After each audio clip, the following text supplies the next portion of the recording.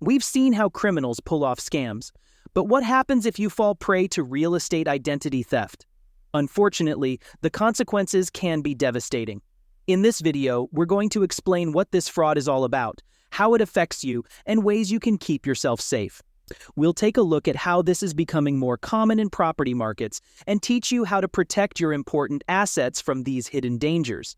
The Federal Trade Commission, or FTC, says more and more people are cheating others in real estate and rental deals. Every year, these scams cost millions of dollars.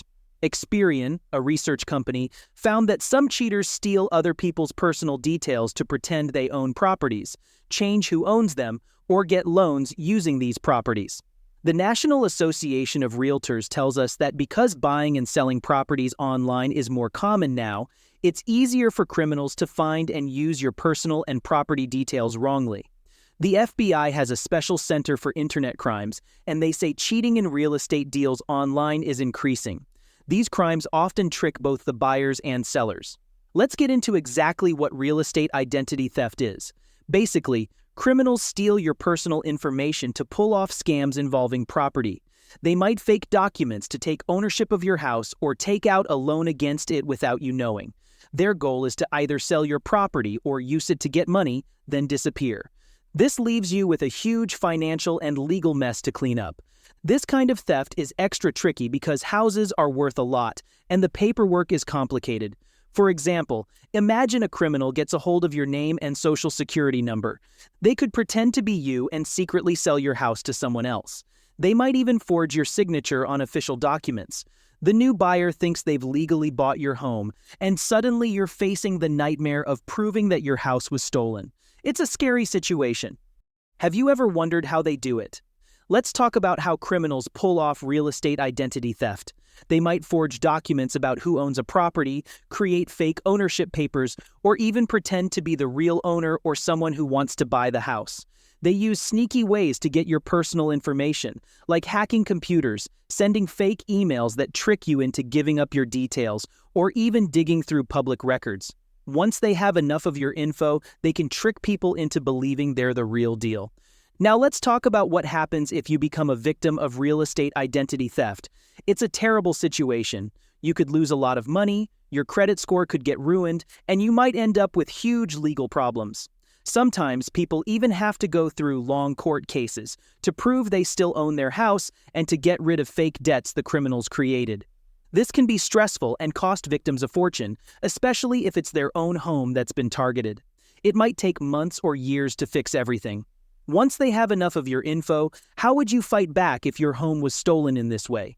Check your credit report and property records often for anything suspicious.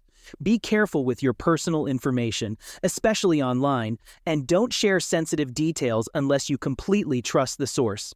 Store paperwork about your property securely and be careful when sending that information to others.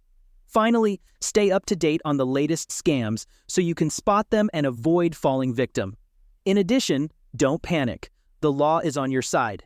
You can challenge any fake transactions, like if someone pretended to sell your house, and work to fix your credit report. Make a police report right away, tell the people you borrowed money from, and consider talking to a lawyer who knows about real estate or identity theft.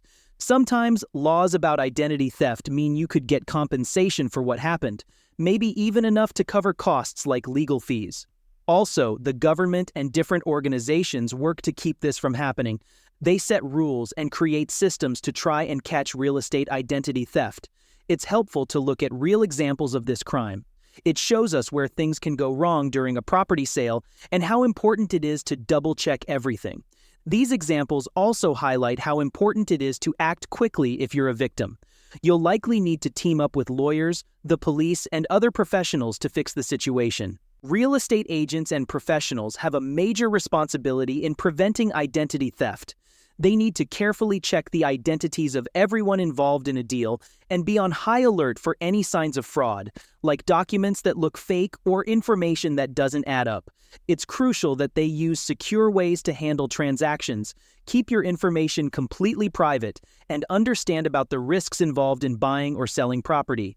Staying up to date on the latest scams and cybersecurity measures is also important so they can protect you and themselves from criminals. With so much happening online these days, cybersecurity is super important in the world of real estate. Think of this like sending a secret message. Make sure emails and the ways you share documents are protected so only the right people can see them. Store information about your property securely, whether it's on computers or in the cloud. Use strong passwords and systems that make sure it's really you trying to get into your accounts. Real estate agencies should invest in top-notch cybersecurity systems to protect everyone involved, and it's important for you and your agent to keep learning about new online threats. If you're a victim of real estate identity theft, don't despair. There are places to turn for help. You can get legal advice, help with fixing your credit, and even connect with support groups of other people who've gone through the same thing. Government agencies and organizations that protect consumers have information and tools to help you prevent this from happening, figure out if you've been a victim, and get things back on track if you have been.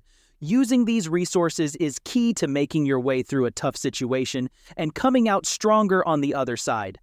To sum it up, real estate identity theft is a serious problem that can mess up your finances and even your whole life. It's important to understand how these scams work. Always be on the lookout for suspicious stuff and take strong steps to protect yourself. Think of it like building a fort. Use strong passwords, secure ways to store documents, and keep your private information private. Technology is always changing, and so are the tricks criminals use, so stay up to date on the latest scams. The best way to fight back against identity theft is to learn as much as you can, talk to experts, and work together to stay safe.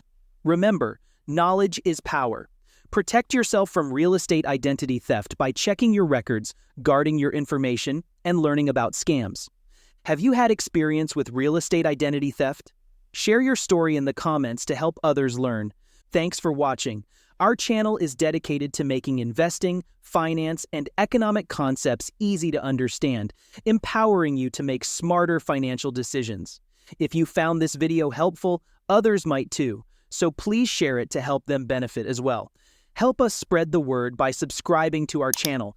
Let's make finance and investing knowledge accessible to everyone. And don't forget to check out our website at www.investingcouncil.com for more information and resources. See you next time.